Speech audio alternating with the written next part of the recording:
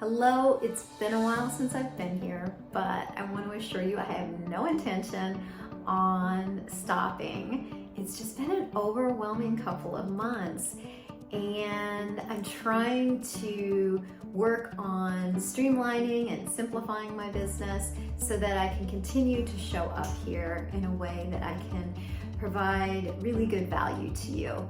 So for today's video, what I'd like to do is share with you some excerpts of the video that I just filmed to kick off our Self-Love Summit. Real excited about that, and if it's something you're interested in, if that sounds good to you, you can check that out and purchase it on my website. But the reason I wanted to share it with you here today is because the topic that I'm going to speak about in there is something that I really don't think is shared widely enough, and honestly that a lot of women don't even know about. I didn't know about, but it's so important if you want to live a long, healthy, pain-free life. And so if that's something that sounds good to you and of interest, be sure to stick with me here. I'm excited to share this with you, and I hope you find it very helpful. Hi, to kick off our summit here, I'd like to first share with you my thoughts about what self-love really is and why I've become so passionate about it lately. So when I think about self-love, first I kind of think about, well, what does it really mean to love something? Whether it's it could be your children, if you think about how you love your children or your spouse, or it could even be an object, something that is special to you. If it's something that you love, you take care of it, right?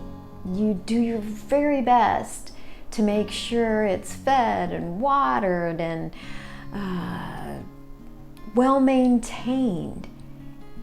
So when I think about self-love, it's really the same kind of thing. I think about it as understanding and knowing ourselves at a really deep level so that we can take care of ourselves and maintain ourselves in a multitude of ways.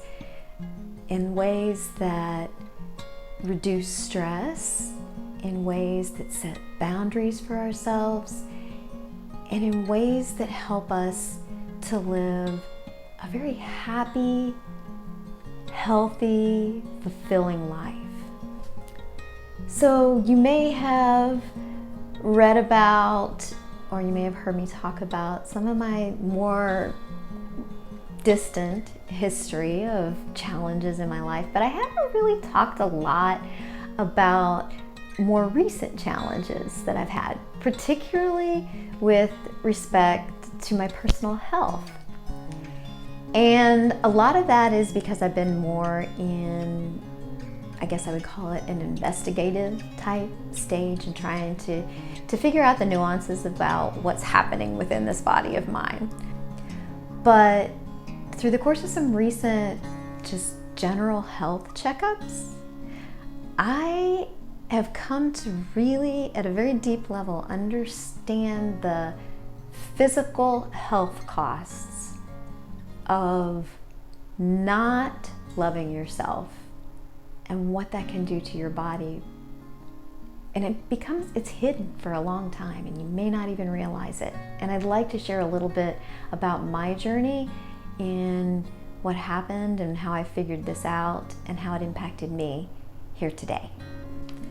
So I'll begin by starting to tell you a little about my wellness story by sharing that I've been in menopause for about 10 years now, and had all the typical symptoms that you normally may hear about through menopause, like hot flashes and that type of thing. But I do want to stress right now that if you're not in menopause yet, this is still a story you want to listen to, because much of what's happened to me in the last 10 years underneath the surface that I didn't realize was going on is a result of the decisions I made and how I lived my life in the years when I was in corporate America, and when at the same time I was a single mom taking care of a family. Those years I think were really critical in terms of what was happening that I really wasn't aware of, because your body can really take and compensate a lot for a long time without you necessarily noticing it. So anyway, what brought to my attention that I needed to make some changes and that I had done some things, if I had to do it over again, I would do some things differently. Started with a routine bone scan that you would typically get, and the results from it came back that I have osteoporosis. And I was kind of surprised about that a little bit, because I feel like I'm a little young for that, but I'm realizing that isn't necessarily the case, and a lot of women get osteoporosis. It can be, in your 40s even. So anyway, I was sharing that information with my chiropractor, Kim Carpenter, and she's amazing. And she suggested that perhaps I was just low in testosterone, and that she recommended that I go see a lady by the name of Kim Evans. She's a registered nurse, and she specializes in wellness overall, but she does also help women with respect to hormones. And so I went to Kim and I did some hormonal testing. I did something called a Dutch test, which is a really good test of where your hormone levels are. And then I did some blood work and that type of thing. And what came back was that I had pretty much completely depleted all of my hormones.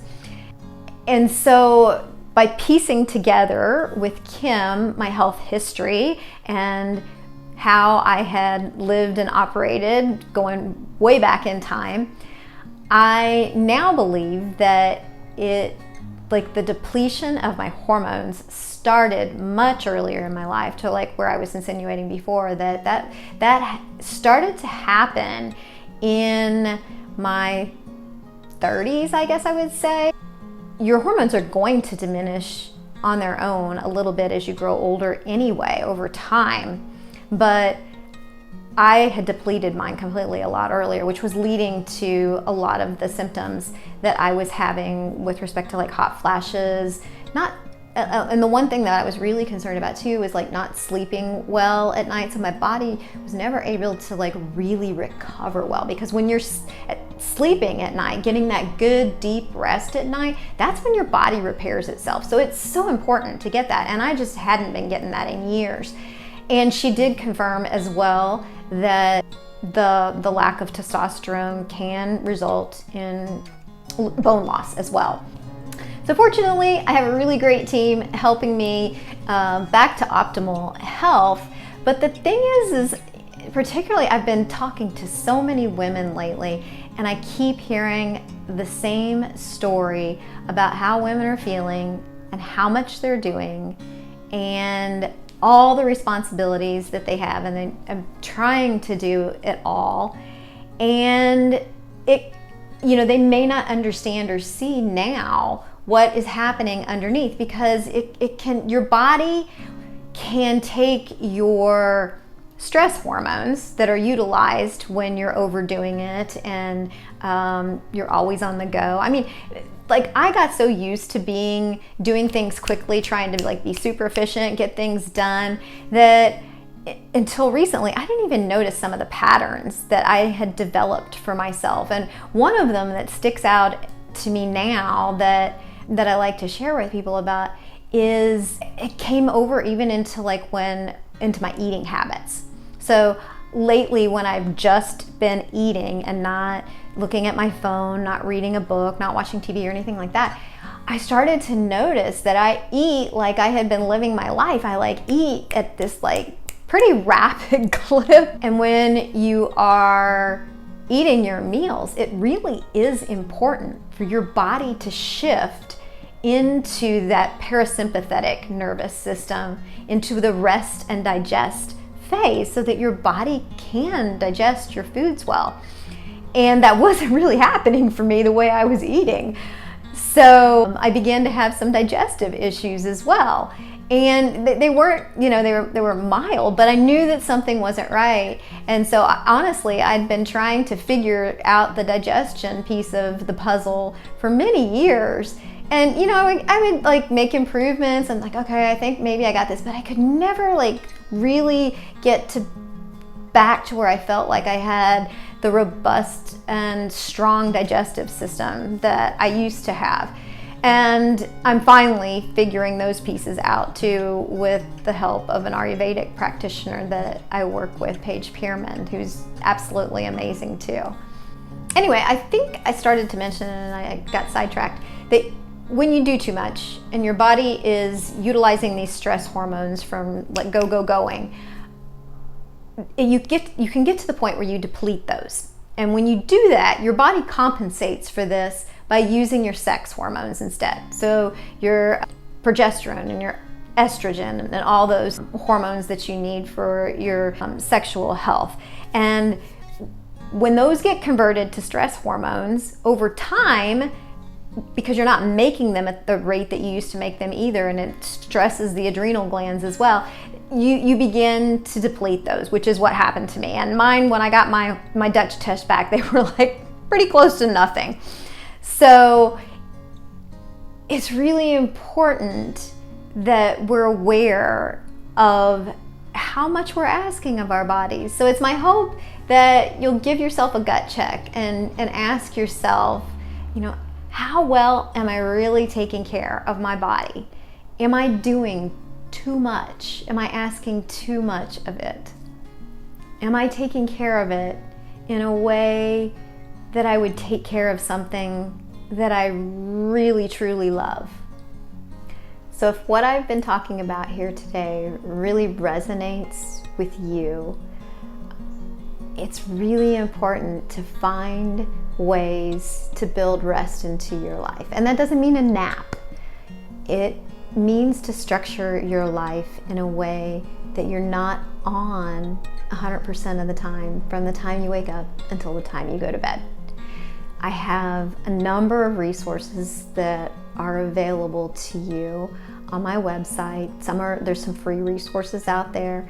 There's my new self-love journal, which has got 13 pillars of self-love for each week within it to guide you through on a journey to really get to know yourself at a much deeper level, so that you can uniquely craft your own self-love journey and hopefully not make some of the mistakes that I made. I've also got an ebook available now that takes the same pillars of self-love that are in the self-love journal and goes a bit deeper and has journal prompts for each of those as well. So that's something that if you want to use your own journal, that might be an option for you. And or you can join in on the Self-Love Summit. Like I said, there's also free resources on the website too. Whatever it is, it's starting to slow down enough to understand how you are impacting your body at this point in your life, and making sure you're not asking too much of it, making sure that you're getting the adequate breaks, if you will, even if it's, like there can be 5-minute breaks of presence throughout the day that allows you to shift back from being like at a high rate of being efficiently on to resting and bringing that heart rate back down and relaxing, so that the resting periods of your days balance out the stress portions of your days. I hope that, particularly if you are similar to me and like your personality is very much a getting things done and making things happen and always on type of person, that this will inspire you to take a good look, get a gut check on how you're taking care of yourself and whether you are resting enough, and inspire you to make some changes to realign your life in a way that you can find ways to get that downtime. Thank you so much for listening if you're still here with me. If you enjoy the videos that are on my channel, please do me a favor and share these with any friends that you think they might be beneficial for too. And I'm just so glad that you're here, and I appreciate you. Have a wonderful rest of your day.